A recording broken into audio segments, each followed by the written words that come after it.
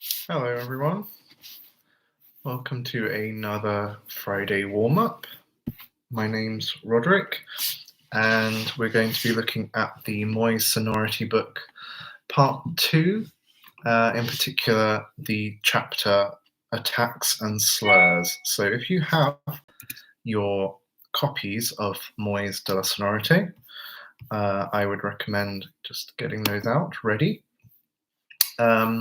But all the exercises that we're going to do in today's warm-up are in the handouts, which I have put on my website. So there's a link there just to download that for free, and you can follow along. But you can also just watch what I do, and it's quite straightforward.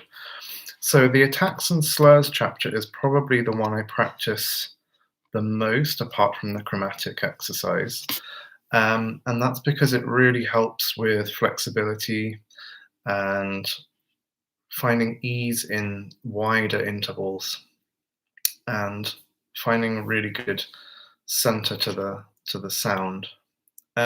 So he starts off with very short notes, and by the way, if you are here live, just say hello and that'll be nice.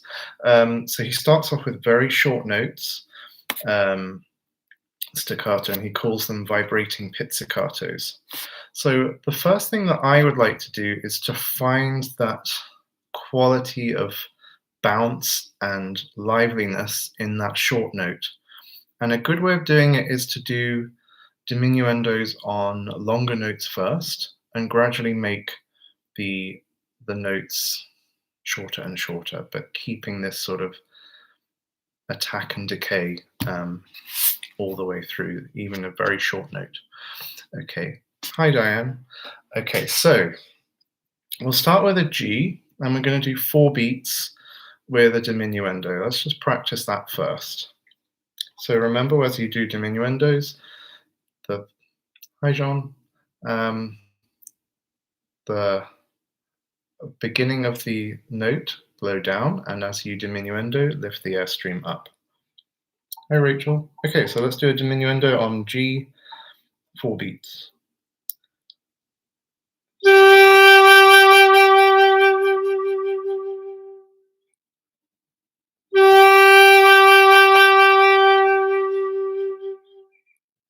And if I turn this way.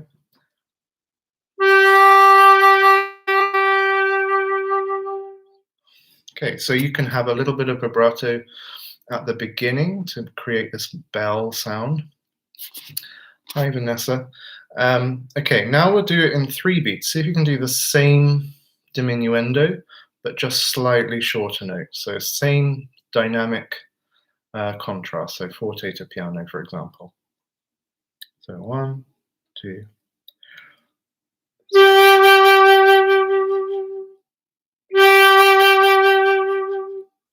Okay, so that's 3 beats.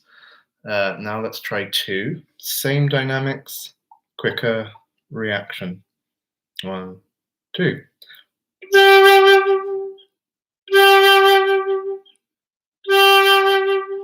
So always oh. 1 beat, so even quicker.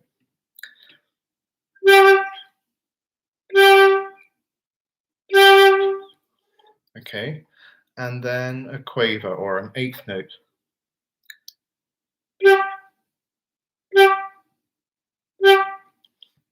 So it's very quick, but you can still finish the note nicely.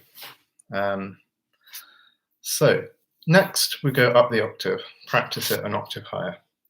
And this is where we start to hear whether our airspeed is going fast enough at the end, because if it's not, the note's going to drop. So just be careful of that. Ready, let's go octave G, 4 beats. 1, 2.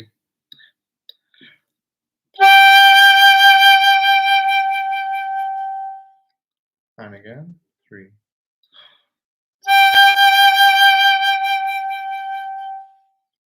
Okay, now 3 beats. 1, 2.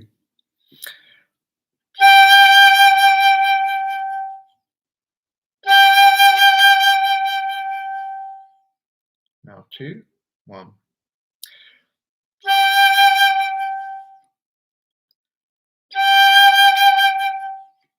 Now 1 beat.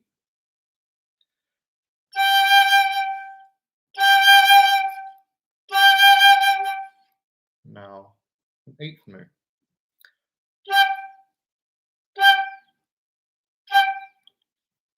So if you're thinking of your vibrato, when you do the 1 beat ones, try not to vibrate da, so you don't get 2 vibratos, because then it sounds a little bit like you're playing 2 notes. Just be careful of that. And so when you get to the very last one, the quaver, it's basically just like 1 pulse, 1 vibrato, like that. So that's really what we want, but we want that release of air and follow through. So if we think about tennis shot, you've got the preparation of your breath, the release of the air as you hit the ball, and the follow through as well. And that's where you follow through with the lower lip. Okay, so let's do the harmonic above now. Same thing, so we're going to do 4s, 3s, 2, 1, and half. Ready? So it's going to sound like a D.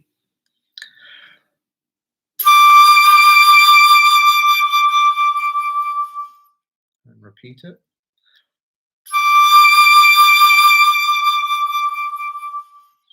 Now 3.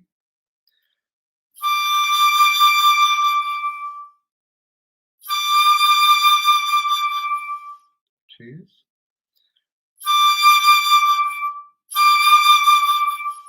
And ones. And then half.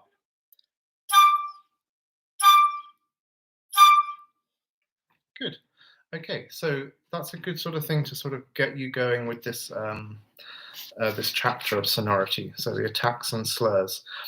The other thing that I would suggest as well is how you attack the notes. Try not to feel, attack's quite a strong word, but it's got sort of old traditional word for saying how to start a note. So maybe try not to think of too much t at the beginning, but just your air really giving you the sound. So you could experiment with not using the tongue at the beginning, but we will need to add it in soon.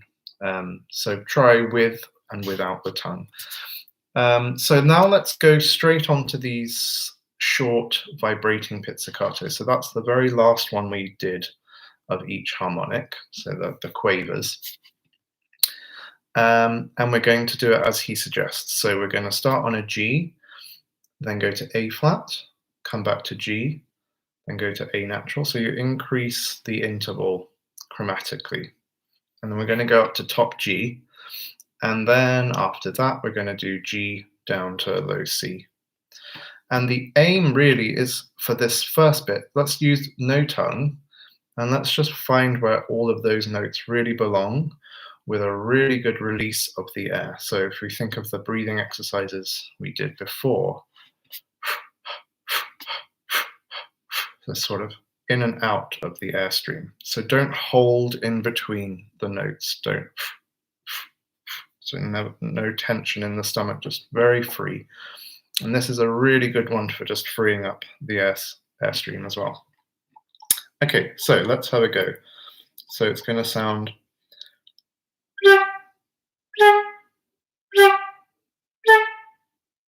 like that. Okay, so always coming back to G. That's like your little template of sound there. Okay, so let's go all the way up to top G, like I said, and then back down. Ready? Let's go.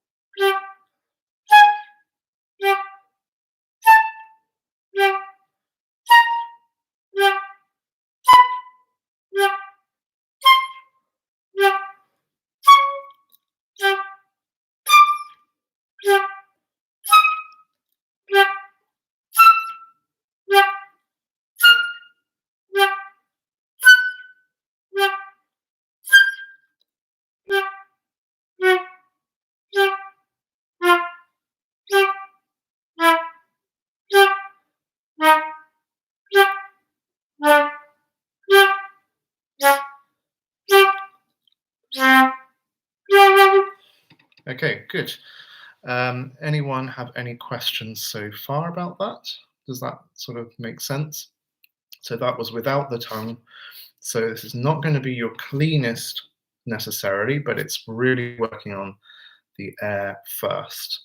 Now you can tidy it up a little bit by adding the tongue to that nice release of air. So don't start your note with a t, but d, d. Just say to yourself a couple of times, and where to feel that resonance. For me, it's quite a low note. D, d, d. I can feel that sort of reverberating in the chest. So think of that. So when you tongue, if you go t, you've cut off that resonance. So we don't want that. So very light tongue and very free airstream. Let's try that same thing with the tongue now.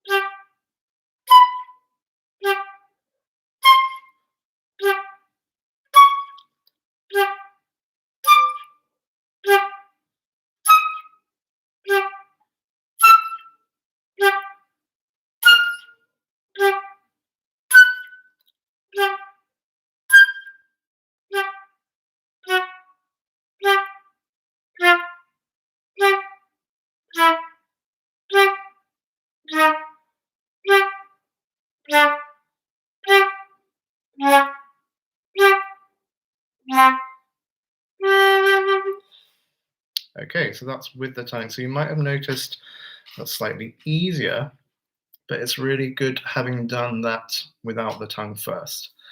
Rachel says, I was using h, not poo. I suppose it can be tried different ways. Yeah, so the first one that I did just there was h, basically, so no involvement. You could then go through poo first and then do tu. I just skipped out the p attack. But yeah, we could definitely do that as well. Good. Now we want to think about two notes with a diminuendo. So just like we did with the long G, we covered and uncovered. So we blew down and then with the lower lip go up at the end of the diminuendo. When you have two notes, that's exactly the same, and you just move your fingers very slowly. And so movement of the fingers shouldn't affect what you want to do with your air. That's what I want to say. So if we say G to A flat, 2 beats each, it's effectively a long G, and then just moving that finger.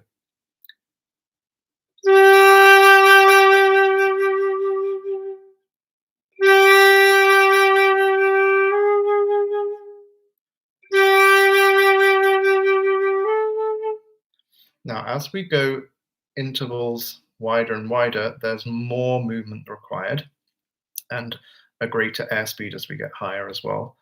But try to keep the diminuendo going.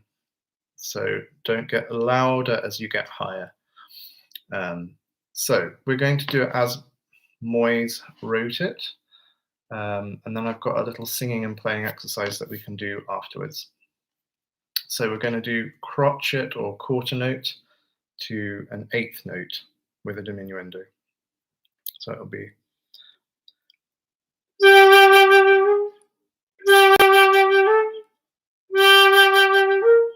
like that. Okay, so let's try that together. Again, we're going to go up to top G and then go down to low C. Okay, let's go. 1, 2, 3.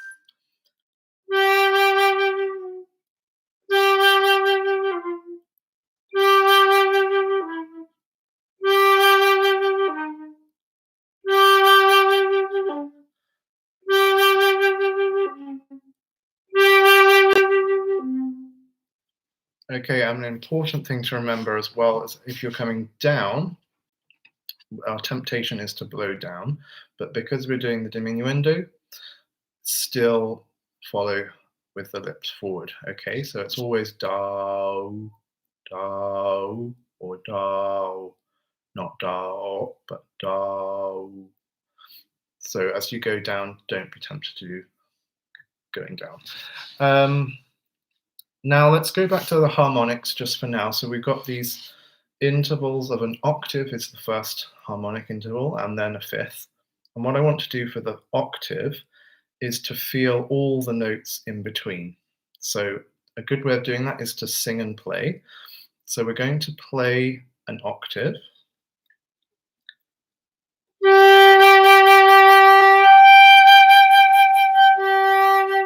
Like that. But we're going to sing a scale of G major all the way through and back.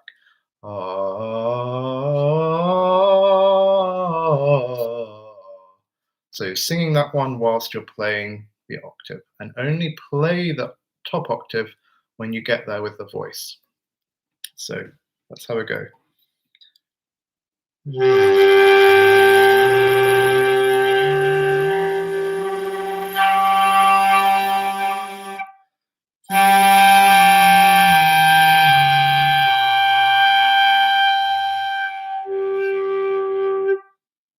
Okay, let's try that one more time.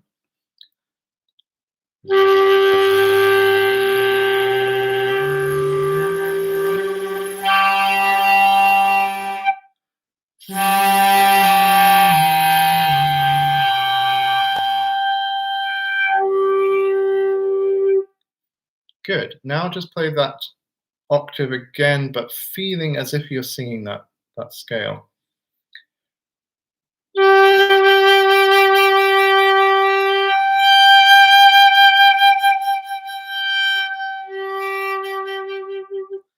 Now the same thing with the next harmonics. Let's go.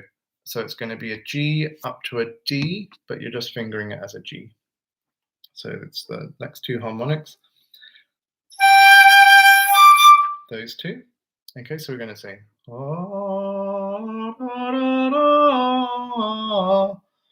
Okay.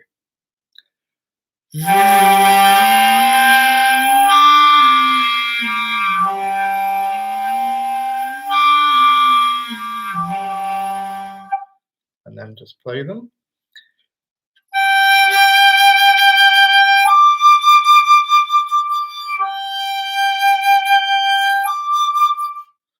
So this gives us a sense of how to connect intervals. Often we move the fingers and then think of the speed we need for that note and then that note, but actually it's all very organic and gradual. So when you're doing your slurs to the wider intervals, try to think of all those little notes in between, and it might help you. Okay, next part of the exercise is to start from the upper note and come back to G. So G is going to be the soft one, and the other notes are louder. So we'll start from A flat and diminuendo onto G. So.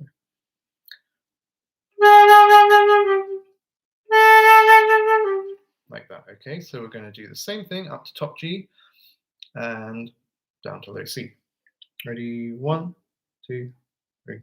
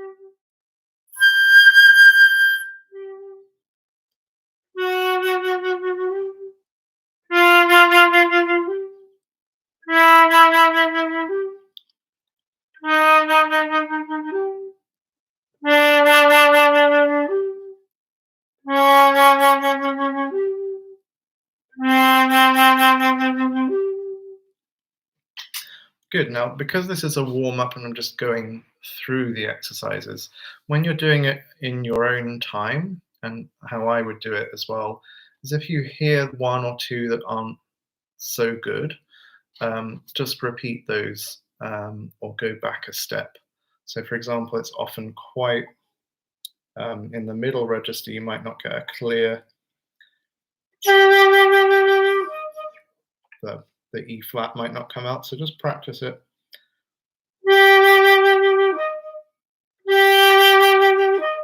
Until you feel comfortable and then carry on. But we're just sort of going through it for now. Okay, and then the next stage is to put it into triplets. And he doesn't really write this in his instructions, I don't think, but how I learnt it with Wib was that your every 3 notes, so we've got da dee da dee da da, we have a stress on each beat.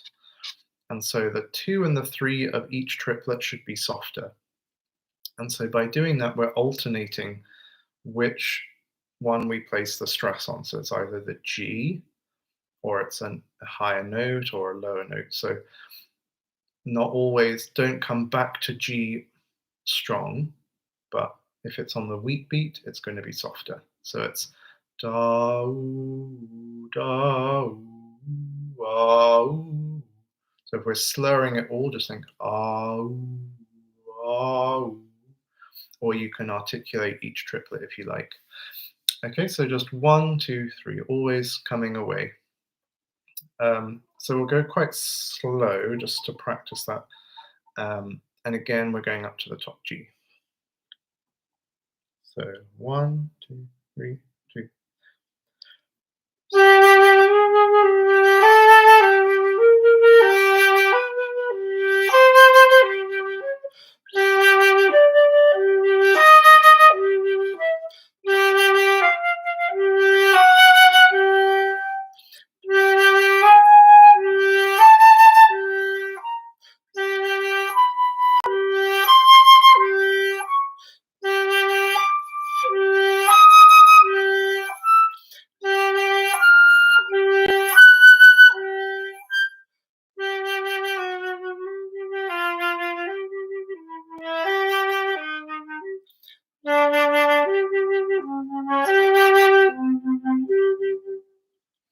Okay, so that's actually really tricky. So that's the very last stage, and he writes out all the triplety variations. So you start on different notes, but I wouldn't do too many in one day. Just maybe focus on 1 note or 2 notes in a practice session. Okay, so we've done that all on a G. So tomorrow you might do it all on an A flat or something like that. Any questions about that? Anything that was difficult to hear through the YouTube live streamy sound? Sometimes I'm saying play loud to soft, and it might come out loud, soft to loud, just depending on how the microphone's going to respond. So I hope you understood all of that. The other exercise actually in the Sonority book, since we have a bit of time, is fullness of tone. And so if we just took our G as an example, we practice from pianissimo to piano, and then from piano to mezzo piano to basso, etc. So always just increasing the sound very gradually. So we take, let's say, 8 beats and only change the dynamic a very small amount. And as you want to get louder, don't push the dynamic, don't force, just try to open up more and more. Okay, so if you find that your sound's getting a bit edgy, so you're pushing to get the fortissimo, just ease off. And that's the skill of getting the full sound, is only to keep opening the sound, make more space for it, not to use muscle. Okay. All right, so let's try Let's do our harmonics again, but this time the fullness of tone exercise. So pianissimo to piano. Let's do it over 8 beats. Ready? 1, 2.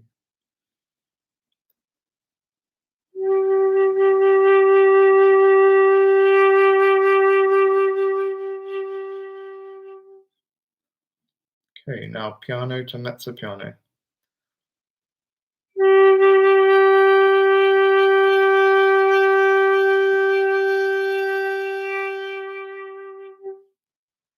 Mezzo piano to mezzo forte. Just keep opening.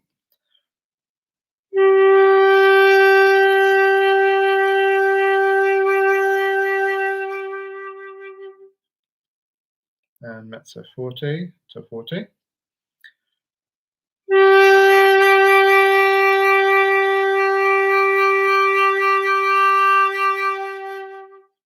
And the last one, forte to fortissimo.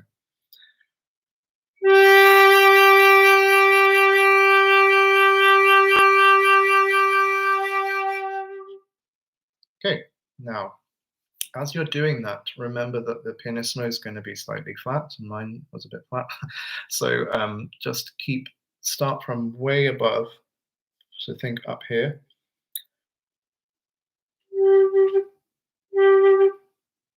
So it's like you're stroking a cat or something. So you stroke the note and bring the air down. And that's what you're doing as well. So you're opening up the sound and you're gradually lowering the airstream so that it doesn't go sharp. And you can do the same in reverse. So going back to pianissimo. Let's do it up the octave, same thing. So start with pianissimo, 8 beats on each.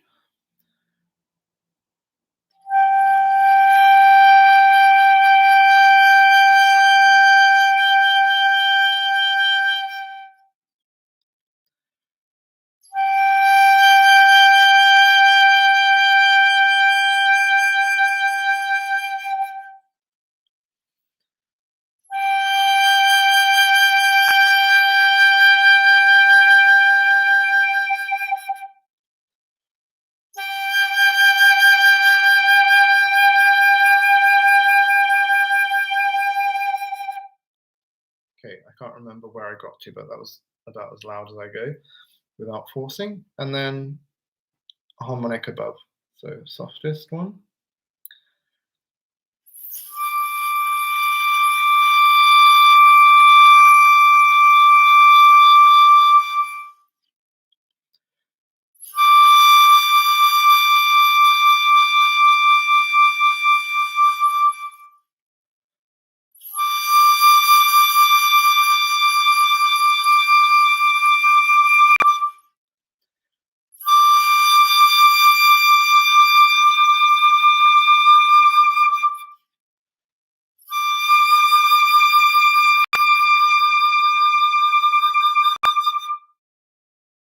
Okay, so that's a really good exercise when you have a piece of music and you've got all the dynamic spectrum at your disposal, you can, know exactly how you play that dynamic without force.